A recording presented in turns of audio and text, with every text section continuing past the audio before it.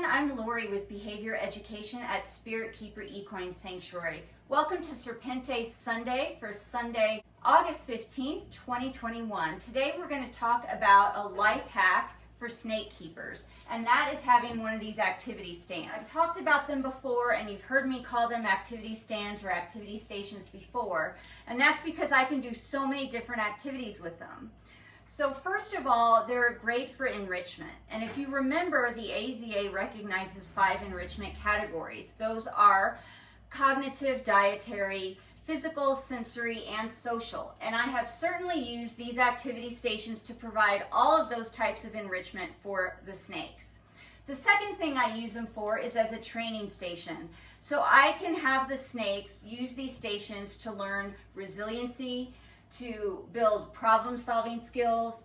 The snakes that are active foragers and hunters can learn how to do that on this station because I can hide food for them to find, and I also do target and station training with this.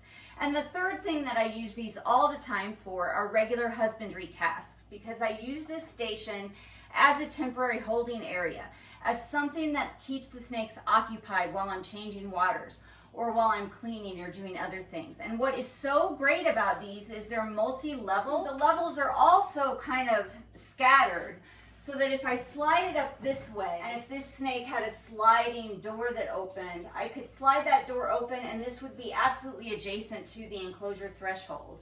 But if I spin it around like this, it also accommodates these front opening doors, because now the door lies flat right on the activity station and the snake can just come right on out. Now, this isn't made for snakes. You might have already guessed that this is a cat tree. So there are different textures on here. I always buy the wooden ones, and these textured pieces Velcro on and you can take these off. But this really wouldn't be useful to us at all if it wasn't mobile. And they don't come mobile. These are made for cat trees, for cat scratching posts, and they're not mobile, they're stationary. And so what we do to make these useful for us as snake keepers is we add wheels to them. And in this video, we're going to show you how we do that.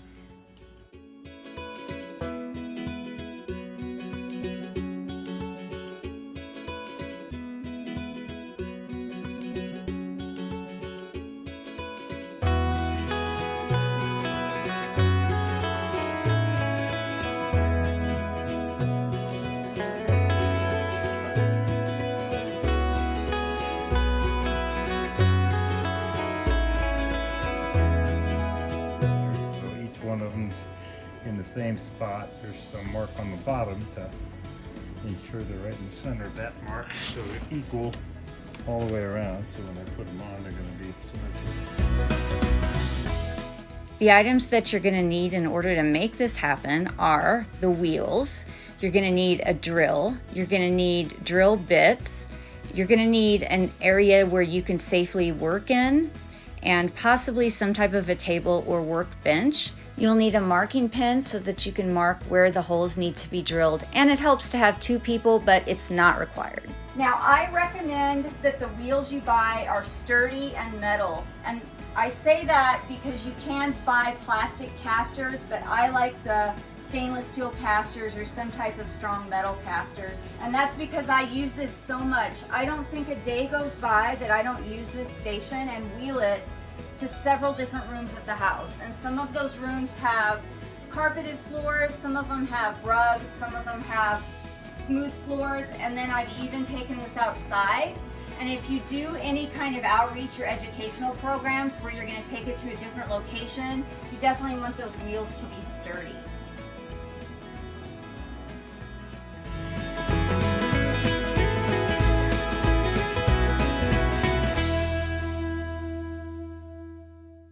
As you might have noticed, I've used its mobile nature due to us making some modifications to it to bring it into another room. And what I really wanted to show you about the versatility of having something like this is it reaches every level of enclosure that I have in here. So the snakes on the bottom level are able to come directly out onto this station, as are the snakes in the 2 middle levels, and even the snakes on the top. And in case they don't feel comfortable climbing down to this level, You can certainly set additional items up here on the very top and just make this as high as it needs to go so that the snakes can shift out onto it or use it for the enrichment activities or the training activities.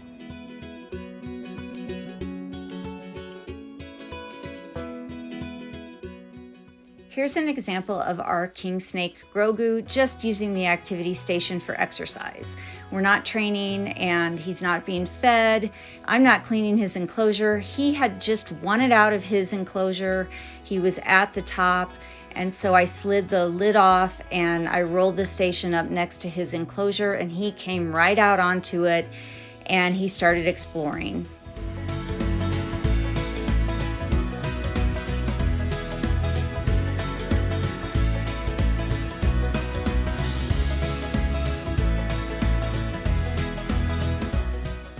This is our bull snake Rodney, who our regular viewers are very familiar with, and she came out on the station for the same reason as our king snake, just to explore. She was demanding to come out of her enclosure, and I wasn't going to feed her or train her, so I just rolled the station up. She climbed right out onto it, and she spent a few minutes exploring before I ended up moving her into an exercise tent.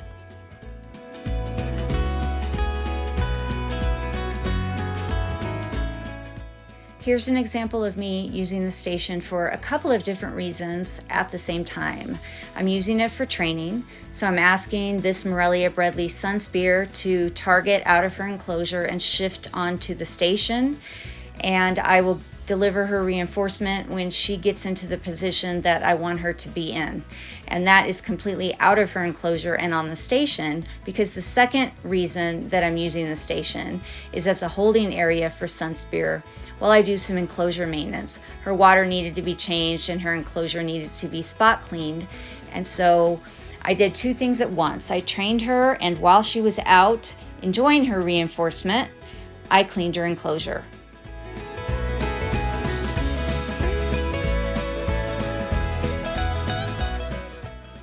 Here's a bonus keeper hack for you, although this is really just a reminder because I've gone over this before in at least one other video, possibly two. But for those of you who have Zen habitats, this is how I attach the sky hides to the roof of the Zen habitats. I just use zip ties or twisty ties to attach the sky hides to the roof. And you just drill a small hole in 4 areas of the sky hide so that you can put those twisty ties through or the zip ties through and attach it to those bars that run across the Zen habitat screens. And then this is just a quick video of the latest Zen habitat that I put together and the decorations that I have in here. And this is for a young Morelia Bredli. This is a 2x2 cube, which she'll be able to stay in until she gets a little bit older, and then she'll get a 5, 6, or 8 foot enclosure, depending on how large she actually grows. While we're always open to testing others, the 2 types of enclosures that we have settled on to add in the future are the Zen habitats and the black box cages enclosures. We have been extremely happy with both of these companies and their products.